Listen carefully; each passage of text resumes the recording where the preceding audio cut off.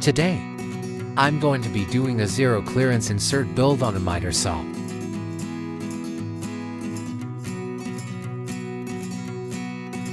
I super glued a scrap of wood onto the existing insert. It will help me get an accurate measurement later on.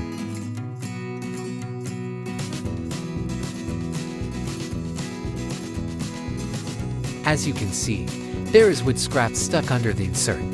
That will be fixed with the new insert. I then ripped a board down to the width of the insert.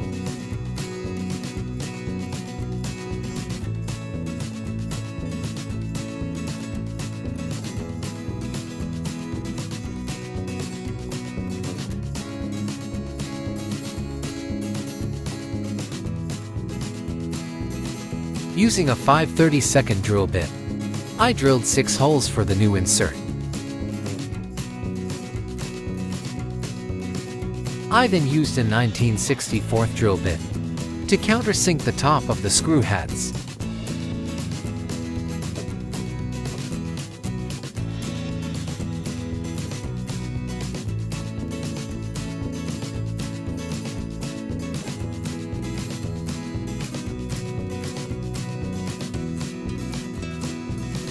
Quick sanding to make sure the height of the new zero clearance insert is the same as the miter saw.